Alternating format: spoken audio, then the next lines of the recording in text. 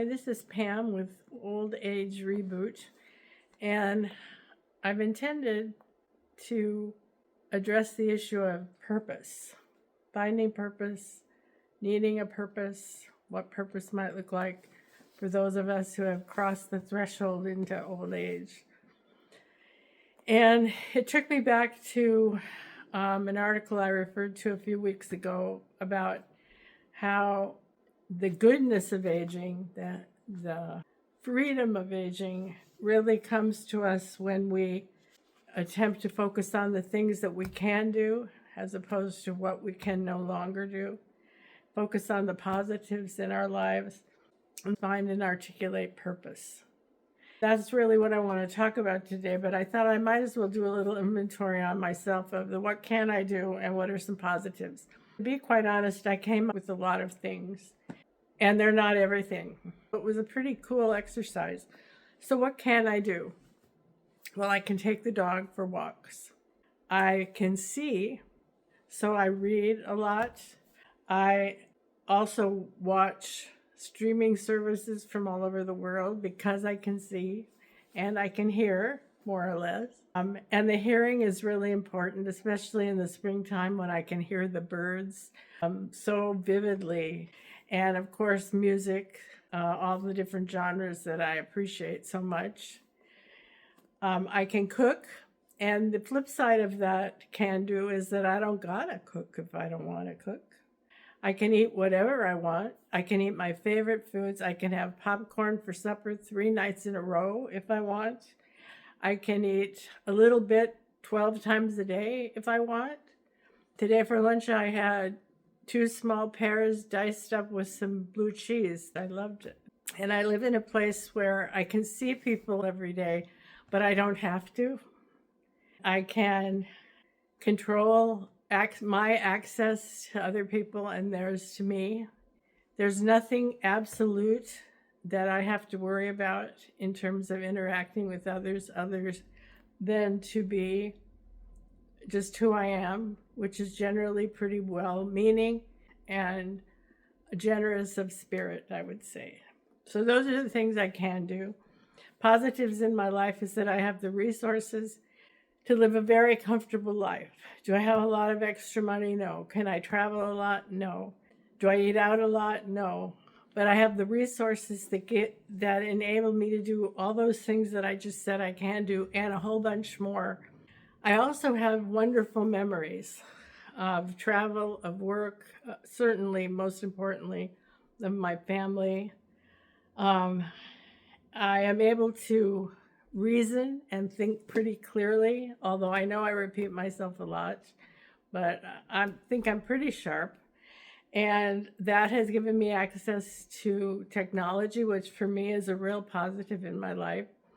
It allows me to do research, which I love so much, on any topic I want, to find out any bit of information I want, just like that. So anyway, so that's my brief take today on what I can do and the positives in my life as opposed to the negatives. Now back to the whole purpose of this video, which was purpose. I made some notes because I'm trying to be thoughtful about what I share. When I think of purpose for me, I think of a meaningful goal, I wrote this down, that helps others, that has a positive impact on others, on the world. When the celebrities go out in space with Elon Musk, they do that because they can afford it and they want to do it. It's like getting on the Ferris wheel only times 100 million. So that could be their purpose. They want to enjoy it. They want to go to say they've done it. But the people who were just up in space to the other side of the moon, that was purpose. Their interactions and the things they said when they were there had a huge impact, I think, in a really spiritual way. They were very articulate, kind, generous people.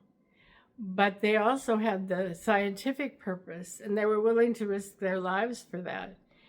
And no matter what your feelings about the space program, it really caught me by surprise at how moved I was, not only about the scientific aspects of it, but just the humanity of their endeavor.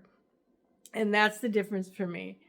Somebody wants to ride around in space for the heck of it because they can, and someone who's willing to risk their life to ride around in space to do good for humanity, yeah, I think you know which one I would pick as purpose. I think when we talk about it as seniors, and I'm trying to tell myself this, I don't have to be taking care of others as much as I did in my life before, as a wife and a mother and a friend, as a person who had responsibilities, who really pushed the boundaries and was able to impact other people's lives, because that was the nature of my work. I think sometimes I get really hung up now on the idea that it can be purposeful to concern myself with what makes me happy or my health, with what makes me not happy, like being around too many people or small talk.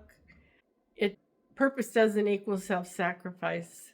It doesn't equal suffering. It doesn't equal a huge gift of anything. I have to reboot my thinking about purpose. Sometimes I'll sit at the computer for several hours trying to edit, and I barely edit anything, as you know from watching my videos. It fills me with something. It sparks something in me. And I try to say, yeah, but it's not right to just be sitting here. You're not doing good for anyone. Well, the only person I'm really doing good for at that moment is me. And that's good. I mean, that's okay. But it's really hard to own that. It can be ambitions that we have, but they can be ambitions for ourselves.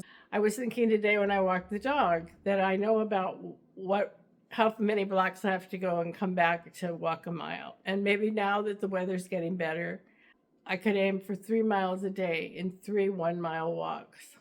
That's an ambition I have right now. It's an aspiration. Today I didn't make it that far by any means because it was just too chilly and I didn't dress warm enough, which should be something I resolve, which is another synonym for purpose, that I resolve to dress more appropriately for the weather. There have been other times in my life where I've had interests in things that would boost me as an individual, whether it was learning to play the cello. It didn't last long because you actually have to practice. Learning Spanish, which I worked quite hard at, except I'm too critical of my own inability to speak the language, and so I let that go by the by. Watercolor I'm sticking with, and the videos. I found 2 things that resonate for me. I like writing too, and I think I'm much better at writing than at speaking what I'm thinking.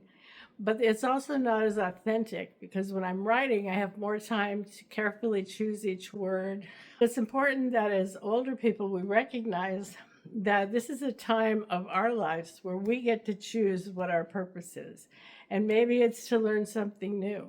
Maybe it's to express our feelings more authentically. Maybe it's travel and exploration, and you have the resources to do that, so do it.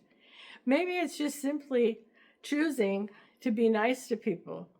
And when you do have interactions with them, I'm speaking for myself now, that they're warm, they're heartfelt, honest, and brief, because that works for me.